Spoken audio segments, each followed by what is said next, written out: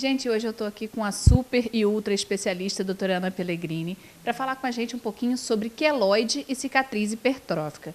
Que isso é muito comum, principalmente nas mães que fazem cesárea, né, Ana? Ah, com certeza, né? É uma queixa comum não só na criança, mas também no adulto, né? Então, a mulher, normalmente, quando se submete a uma cirurgia, até o próprio homem, né? Principalmente paciente de pele negra, porque existe uma facilidade na raça negra, ele vai apresentar quando existe um trauma, e esse trauma nem sempre é uma cirurgia, pode ser um corte, um arranhão, né? Até uma acne. Às vezes o paciente tem uma lesãozinha, uma espinha que inflama, a partir dali, né, ocorre um erro na cicatrização. Então, a gente tem que ver a diferença primeiro do que é cicatriz hipertrófica e queloide.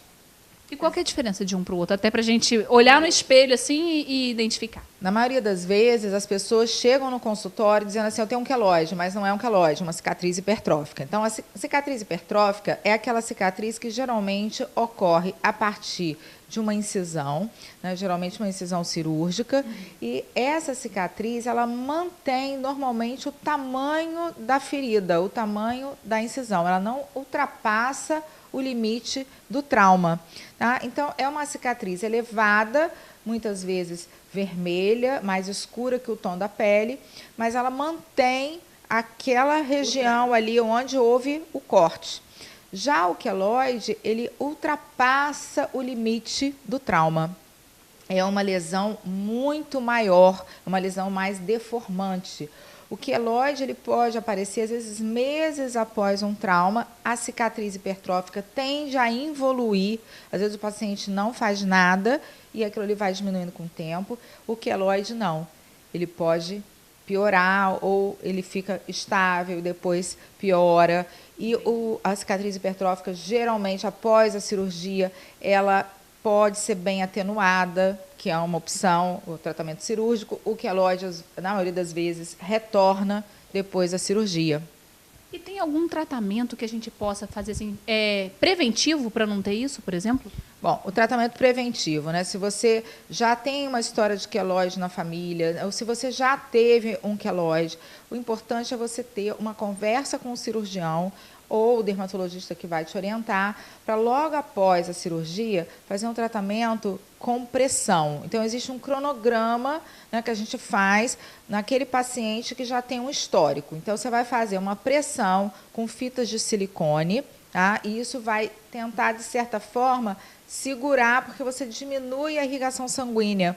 Porque o queloide, para crescer, ele precisa de fluxo sanguíneo naquele local. Então, a terapia de pressão é usada sempre, tanto para prevenção, como no paciente que já está desenvolvendo uma cicatriz irregular. E as fitas de silicone são usadas há muitos anos, inclusive o próprio gel de silicone, que ele é passado com o objetivo de fazer uma hidratação.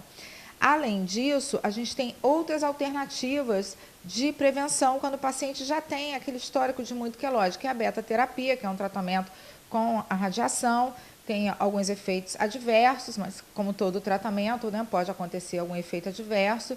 E também injeção de toxina botulínica, que é uma coisa ainda que está sendo estudada, mas que a gente já tem visto resultados muito bons em pacientes que têm tendência para queloide. Então, assim, existem várias substâncias que podem ser injetadas. O mais comum é o corticoide, né? Então, a corticoterapia ela é usada tanto em creme como também na forma injetável, que é o mais eficaz. Então, quando o paciente já tem uma cicatriz elevada, seja ela um queloide ou uma cicatriz hipertrófica, a gente pode injetar o corticosteroide, que ele vai diminuir essa proliferação excessiva, desorganizada do fibroblasto. Porque o queloide e a cicatriz hipertrófica caracteriza como se fosse um tumor, é um crescimento exagerado, um desequilíbrio no processo de cicatrização, onde você tem muita proliferação de fibroblasto e muita produção de colágeno, que dá, então, aquele aspecto endurecido. E o corticoide inibe isso. Assim como o corticoide, existem outras substâncias que podem ser injetadas. Além disso, a crioterapia, né, que é a utilização de nitrogênio líquido, que também pode ter essa ação antiproliferativa, também tem uns efeitos adversos, assim como os outros tratamentos, e o laser, que a gente tem usado muito. Então, hoje, quando o paciente procura para iniciar um tratamento preventivo, a gente já entra com silicone. Tá? E aí, a partir do momento que ele já tem uma cicatriz elevada, o mais comum é a infiltração de corticoide ou outra substância, tá? E, além disso, o laser, que a gente emprega muito, com muito sucesso. Gente, ó, ótimo, mais esclarecedor que isso, impossível. Doutora Ana Maria nos brindando aqui com toda a sua expertise, né?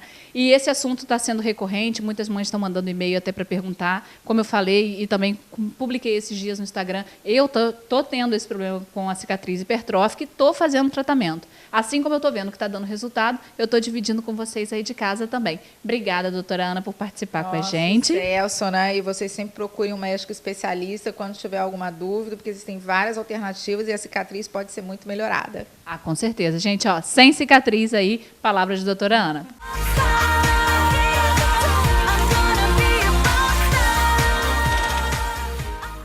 É sempre bom contar com o apoio de um bom especialista, né não? Daqui a pouquinho a gente volta com mais Totalmente Mãe.